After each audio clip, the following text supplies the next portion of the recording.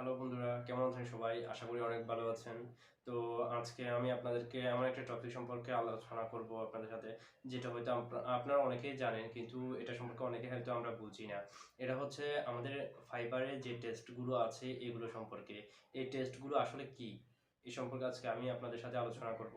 তো ভিডিওটি শুরু করার আগে অবশ্যই আমি আপনাদের কাছে একটা রিকোয়েস্ট করব, আপনারা অবশ্যই আমার চ্যানেলটি সাবস্ক্রাইব করবেন এবং কি বেল আইকনটি লাইক শেয়ার করবেন, যাতে সবাই দেখতে পায়, দেখার সুযোগ পায়। তো আজকে আমি আপনাদেরকে বলতে চাই যে আমাদের যে টেস্টগুলো আছে, এই টেস্টগুলো আসলে অনেক গুরুত্বপূর্ণ। এই টেস্টগুলো আমাদের যে অ্যাকাউন্ট আছে ফাইবারের, এই অ্যাকাউন্টে শো করে। এটা দেখে, অনেকে হয়তো এটা দেখে।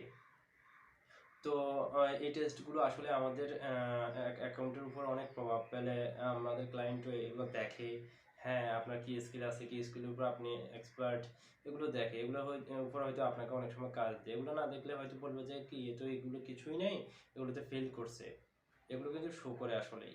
আপনি হয়তো দেখতেছেন না, কিন্তু আসলে এগুলো শো করে। অনেকে আপনার যেটা ফার্স্ট হয়, এই ফার্স্টে আপনার দেখায়, ফেলটা দেখায় না, ফেলটা অটোমেটিকলি হয়ে থাকে।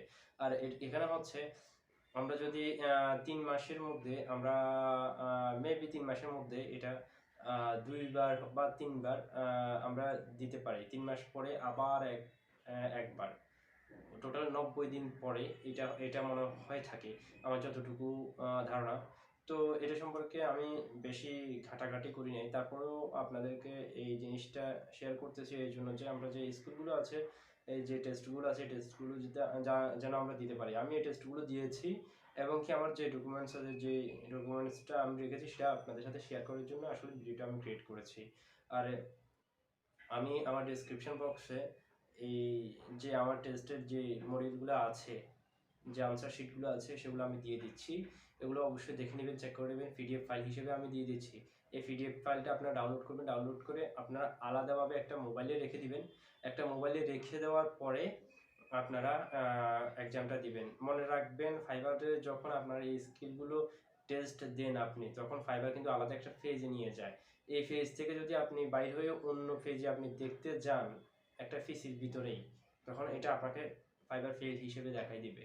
সো আপনি একটা মোবাইলে পিডিএফ ফাইলটা ওপেন করেন, ওইখান থেকে আপনি দেখেন। মোবাইল থেকে দেখে আপনি পিসিতে বা ল্যাপটপে আপনি এক্সামটা দেন।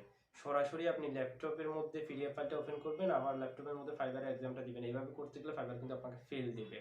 এই কথাটা আপনি সবসময় মনে রাখবেন। হ্যাঁ, তো আর বেশি কথা বলবো না, আজকে এতটুকুই। আমি যেহেতু আজকে এই সম্পর্কে আলোচনা করতেছি, আপনাদের রেসপন্স পাইলে সামনে এই সম্পর্কে আরো অনেকগুলো ভিডিও আমি আলোচনা করব। তো ততটুকু পর্যন্ত আপনারা ভালো থাকবেন।